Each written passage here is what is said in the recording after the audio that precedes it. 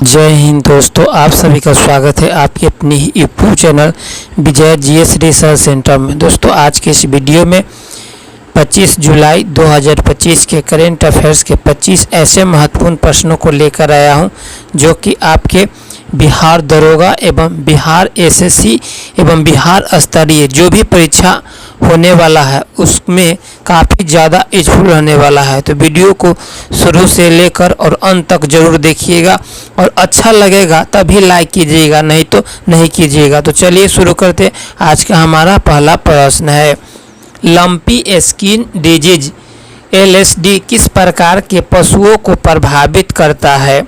ए पक्षी, बी स्तनधारी, सी मवेशी, डी इनमें से कोई नहीं। आपका राइट आंसर हो जाएगा दोस्तों ऑप्शन सी मवेशी। लंपी स्किन डिजीज नामक बीमारी पशुओं को प्रभावित करता है, खासकर मवेशियों को। अगला प्रश्न है, इंडिया यंग प्रोफेशनल स्कीम किस देश में लागू हुआ है? A America, B Britain, C Australia, D Canada. आपका राइट आंसर हो जाएगा दोस्तों ऑप्शन बी ब्रिटेन में इंडिया यंग प्रोफेशनल स्कीम लागू हुआ है। अगला प्रश्न है, वर्ल्ड फूड इंडिया 2025 का थीम क्या है? A processing for the prosperity, B innovation in agriculture, C nourishing the nation, D right to food for a better life. आपका राइट आंसर हो जाएगा दोस्तों option A processing for the prosperity world food India 2025 की theme है। अगला प्रश्न है, राजस्थान के पीप लोधी स्कूल की छत गिरने से कितने बच्चों की मृत्यु हुई है? ए 5, बी 7, सी 10, डी 12। आपका राइट आंसर हो जाएगा दोस्तों ऑप्शन बी 7 बच्चों की मृत्यु हो गई। अगला प्रश्न है, भारत और ब्रिटेन के बीच हाल ही में कौन सा समझौता हुआ है? ए रक्षा सहयोग समझौता, बी मुक्त व्यापार समझौता, सी शिक्षा समझौता, डी जल प्रबंधन समझौता। आपका राइट आंसर हो जाएगा दोस्तों ऑप्शन बी मुक्त व्यापार समझौता हाल ही में भारत और ब्रिटेन के बीच हुआ है। अगला प्रश्न है,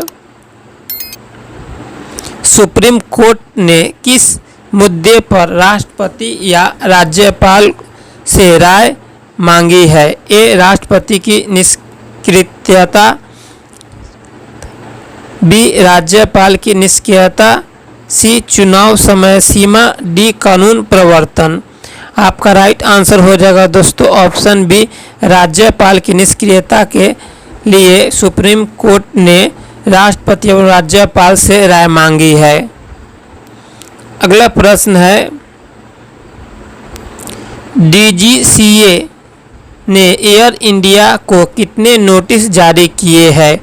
ए 2, बी 3, सी 4, डी 5। आपका राइट आंसर हो जाएगा दोस्तों ऑप्शन सी 4। DGCA ने एयर इंडिया को 4 नोटिस जारी किए हैं।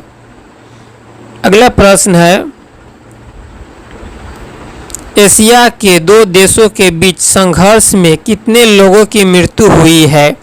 ए 5, बी 8, सी 11, डी 15।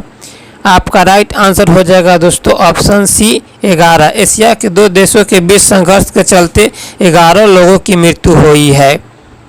अगला प्रश्न है, किस भारतीय क्रिकेटर पर रेप का आरोप लगा है? ए विराट कोहली, बी यश दयाल, सी सुरेश रैना, डी रोहित शर्मा। आपका राइट आंसर हो जाएगा दोस्तों ऑप्शन बी यश दयाल को भारतीय क्रिकेटर पर रेप का आरोप लगाया गया है। अगला प्रश्न है, पाकिस्तान को हाल ही में कौन सा अंतर्राष्ट्रीय पद प्राप्त हुआ है? ए व्यापार सौदा, बी अंतर्राष्ट्रीय जिम्मेदारी, सी सैन्य मदद, डी पर्यावरण सहयोग। आपका राइट आंसर हो जाएगा ऑप्शन बी अंतर्राष्ट्रीय जिम्मेदारी। अगला प्रश्न है, पश्चिम बंगाल के शिक्षकों के विरोध का मुख्य कारण क्या था? ए भर्ती में भ्रष्टाचार, बी पद रिक्त होना, सी वेतन कटौती, डी ए और बी यानी भर्ती में भ्रष्टाचार और पद रद्द होना। आपका राइट आंसर हो जाएगा दोस्तों ए और बी दोनों। डी भर्ती में भ्रष्टाचार और पद रद्द होने के चलते पश्चिम बंगाल के शिक्षकों के द्वारा किया गया था। अगला प्रश्न है, पश्चिम बंगाल का यह आंदोलन कब चला? ए अप्रैल 2025, बी जून 2025, सी जुलाई 2025, डी मार्च 2025। आपका राइट आंसर हो जाएगा दोस्तों ऑप्शन सी जुलाई 2025 में शिक्षकों के द्वारा पश्चिम बंगाल में आंदोलन चलाया गया था। अगला प्रश्न है, नबाना चालो रैली किस आंदोलन का हिस्सा है? ए किसान आंदोलन, बी शिक्षक विरोध, सी छात्र विरोध, डी श्रमिक आंदोलन। आपका राइट आंसर हो जाएगा दोस्तों ऑप्शन बी शिक्षक विरोध। अगला प्रश्न है, इस आंदोलन के दौरान पुलिस ने कौन सा उपाय अपनाया है? ए बातचीत, बी आंसू गैस और बैरिकेड, सी कोई कार्रवाई नहीं, डी बंदूक का प्रयोग। आपका राइट आंसर हो जाएगा दोस्तों ऑप्शन बी आंसू गैस और बैरिकेड का प्रयोग किया गया था। यह आंदोलन पूरी तरह से वैध था? ए हाँ, बी आंशिक रूप से कोर्ट में विवाद, सी नहीं, डी स्पष्ट आदेश नहीं। आपका राइट आंसर हो जाएगा दोस्तों ऑप्शन बी आंशिक रूप से कोर्ट में विवाद। अगला प्रश्न है, प्लास्टिक उद्योग किस उद्योग की रणनीति अपना रहा है? ए फार्मा, बी तंबाकू, सी पेट्रोलियम, डी खाद। आपका राइट आंसर हो जाएगा दोस्तों ऑप्शन बी तंबाकू। अगला प्रश्न है, नमस्ते योजना का मुख्य उद्देश्य क्या है? ए किसानों को डिजिटल सुविधा, बी अनौपचारिक श्रमिकों को मुख्य धारा में लाना, सी प्लास्टिक उत्पादन बढ़ाना, डी सड़क निर्माण। आपका राइट आंसर हो जाएगा दोस्तों ऑप्शन बी अनौपचारिक श्रमिकों को मुख्य धारा में लाने के लिए नमस्ते योजना चलाया गया है। अगला प्रश्न है, मई 2025 में नमस्ते योजना में कितने श्रमिक प्रोफाइल जोड़े गए हैं? ए 20,000, बी 50,000, सी 80,000 प्लस, डी 1 लाख। आपका राइट आंसर हो जाएगा दोस्तों ऑप्शन सी 80,000 प्लस श्रमिक प्रोफाइल जोड़े गए हैं। अगला प्रश्न है, भारतीय मानसून पर शोध करने वाली दिवंगत वैज्ञानिक कौन थी? A Sulochana Gadgil, B M S Swaminathan, C Tilly Smith, D Kumud Mehta. आपका राइट आंसर हो जाएगा दोस्तों प्रश्न है, भारतीय मानसून पर शोध करने वाली दिवंगत वैज्ञानिक कौन? A Sulochana Gadgil, B M S Swaminathan, C Tilly Smith, D Kumud Mehta.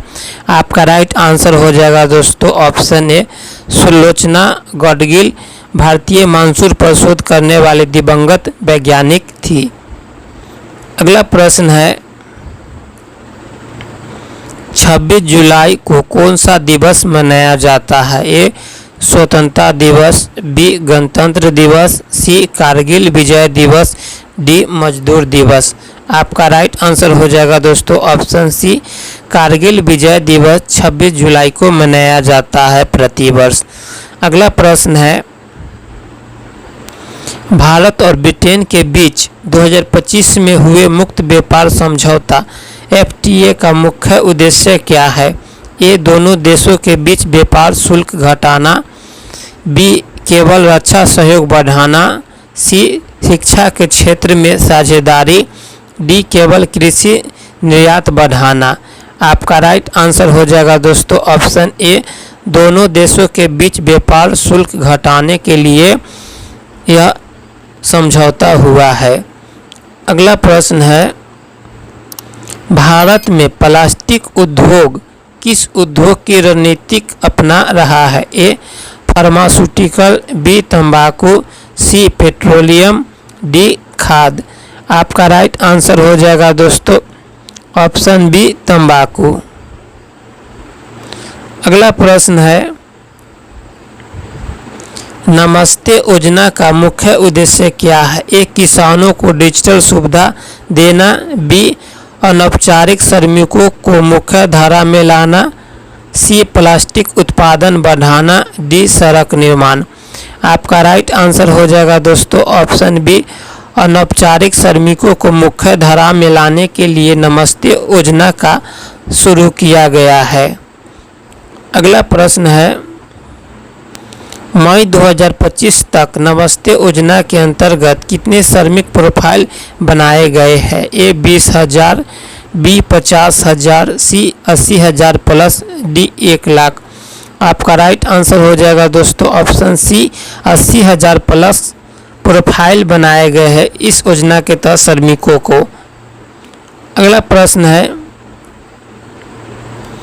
भारतीय मानसून को डिकोड करने वाली दिवंगत वैज्ञानिक कौन थी? A. Professor Sulochana Gadgil. B. M.S. Swaminathan. C. Tilly Smith. D. Kumud Mehta. आपका राइट आंसर हो जाएगा दोस्तों option A, professor Sulochana Gadgil भारतीय मानसून को डिकोड करने वाले दिवंगत वैज्ञानिक थी। दोस्तों वीडियो पसंद आया है तो लाइक करें और चैनल पर पहली बार आए हो तो चैनल को सब्सक्राइब करके बेल आइकॉन को ऑन कर लीजिए, जिससे कि आपके पास हमेशा नोटिफिकेशन मिलता रहे। तो चलिए फिर मिलते हैं अगले वीडियो के साथ, तब तक के लिए आप लोग स्वस्थ रहिए, मस्त रहिए।